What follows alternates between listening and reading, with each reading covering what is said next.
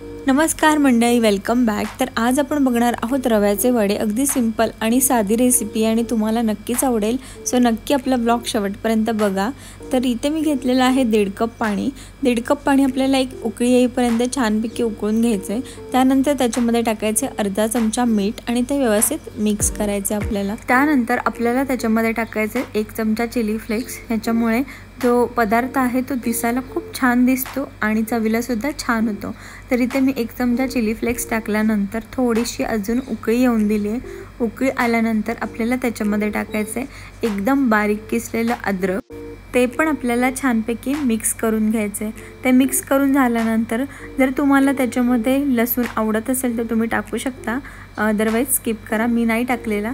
त्यानंतर मी खूप सारी कोथिंबीर त्याच्यामध्ये चिरून टाकलेली आहे, त्याच्यामुळे पण पदार्थ दिसायला खूप छान दिसतो।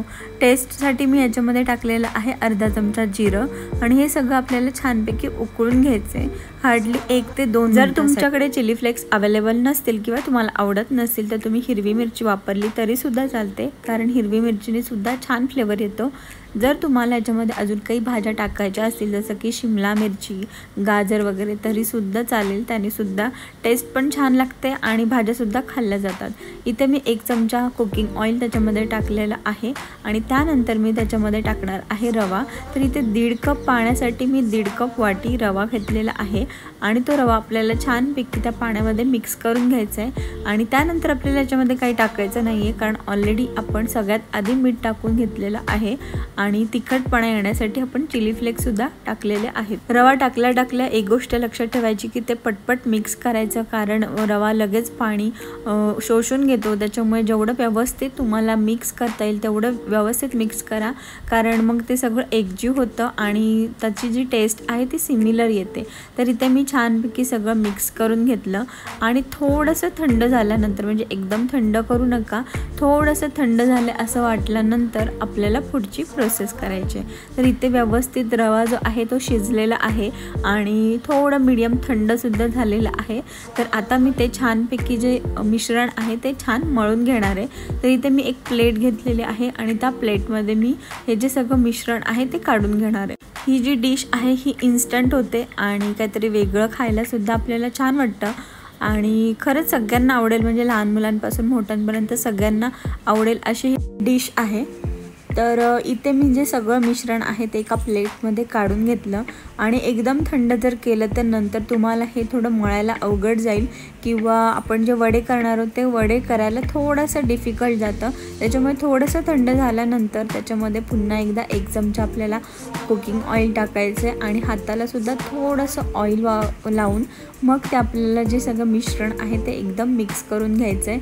जेवढं छान मिक्स करून घ्याल, म्हणजे मी ते सांगेन तुम्हाला हातानेच मिक्स करा, कारण हाताने मिक्स केल्यामुळे ते पटकन सुद्धा होतं आणि वडे सुद्धा छान वळले जातात। आपण त्याच्यामध्ये चिली फ्लेक्स टाकल्यामुळे ते दिसायला सुद्धा छान दिसतात। तुम्ही बघू शकता थोडंसं थंड पीठ झालेलं आहे, म्हणजे एकदम थंड नाही। तर तेव्हाच मी हे पीठ छानपैकी हाताने मळून घेतलं, हलक्या हाताने मळून घ्यायचं आहे आणि हाताला थोडंसं तेल लावायचं आहे, म्हणजे ते आपल्याला वडे करताना सुद्धा बरं पडतं आणि हे पीठ जे आहे ते मळायला सुद्धा बरं पडतं।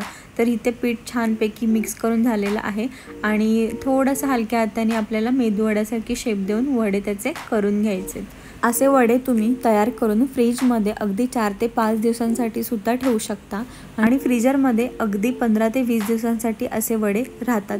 जेव्हा तुम्हाला तळायचे असतील तेव्हा फ्रीजरमधून 15 मिनिटं आधी हे वडे काढून ठेवायचे आणि मग तळायचे, त्याच्यामुळे वडे व्यवस्थित तळले जातात। मला ब्रेकफास्टसाठी जेवढे वडे पाहिजे होते तेवढे वडे मी इथे घेतलेले आहेत आणि जे बाकीचे वडे होते तयार करून मी फ्रीजमध्ये ठेवले, कारण मग ते आपल्याला नंतर तळताना बरं पडतं। तर इथे आता आपण छानपैकी वडे तळून घेणार आहोत। वडे हे तळताना एक गोष्ट लक्षात ठेवायची, हा रवा आहे, जर थंड तेल असेल तर हे जे वडे आहेत ते तेलामध्ये लगेच विरघळून जातील आणि जर खूप जास्त तेल गरम असेल तर त्याचा कलर चेंज होईल। त्याच्यामुळे थोडंसं मीडियम गरम असलेल्या तेलामध्येच हे वडे तुम्ही तळून घ्या। आणि मी तुम्हाला सजेस्ट करेन की एका टायमाला तुम्ही 2 ते 3च वडे तळायला घ्या, कारण जर जास्त वडे आपण तळायला गेलो आणि त्या तेलाचं टेम्परेचर थोडं कमी झालं ना, तर हे वडे तेलामध्ये विरघळले जातात आणि तेल पण खराब होतं, वडे पण खराब होतात आणि आपली एवढी मेहनतसुद्धा वाया जाते. मला इथे घाई होती सकाळी ब्रेकफास्टची, त्याच्यामुळे मी एका टायमाला हे सगळे वडे जे आहेत ते तळून घेतलेले आहेत. पण मी आधी ही रेसिपी केलेली आहे, मला तो अनुभव आलेला होता, म्हणून मी तुम्हाला सांगेन की एका टायमाला तुम्ही मॅक्झिमम 2 ते 3च वडे तळायला घ्या. थोडासा गोल्डन ब्राऊन कलर त्याला आला की आपल्याला हे वडे आहेत ते व्यवस्थित काढून घ्यायचेत. आणि तुम्ही बघू शकता वडे अगदी मस्त दिसतात आणि तेलामध्ये विरघळले सुद्धा नाही आहेत आणि अगदी हलक्या हाताने आपल्याला ते काढून घ्यायचे आहेत. अगदी 4 ते 5 मिनटामध्ये वडे तळून होतात. तर तुम्हीसुद्धा ही रेसिपी नक्की ट्राय करा आणि तुम्हाला आजची रेसिपी कशी वाटली मला कमेंट करून नक्की सांगा. आणि व्हिडिओ आवडली असेल तर लाईक करा, शेअर करा आणि आपल्या चॅनल नक्की सबस्क्राईब करा. बाय.